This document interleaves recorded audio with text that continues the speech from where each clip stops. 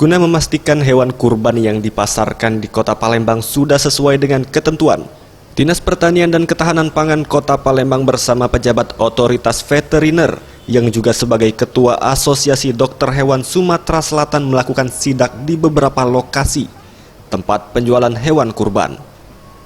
Menurut Kepala Dinas Pertanian dan Ketahanan Pangan Kota Palembang, Sayuti, terhitung awal bulan Juni pihaknya telah melakukan pemeriksaan di beberapa tempat penjualan hewan kurban untuk memastikan kesehatan hewan tersebut. Dan sejauh ini pihaknya belum menemukan pedagang hewan kurban yang tidak memenuhi ketentuan.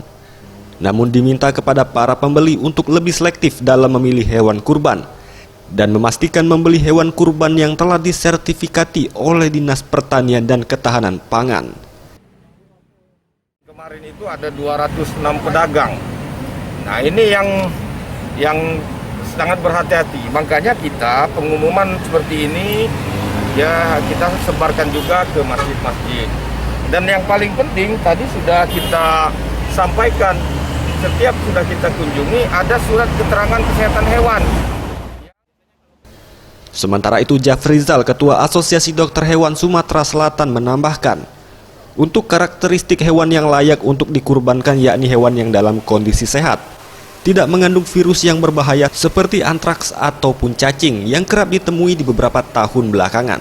Sehingga masyarakat diharapkan untuk lebih selektif dan memahami kondisi kesehatan hewan kurban sebelum membeli. Semua, ya kan?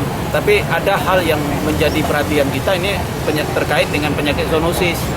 Ya, zoonosis terkait dengan penyakit zoonosis ini dia ada cacing pita, ya kan? Nah, cacing pita ini perlu diwaspadai karena itu nggak kelihatan. Nah, itu harus diperiksa. Nanti Tim Liputan Sriwijaya TV.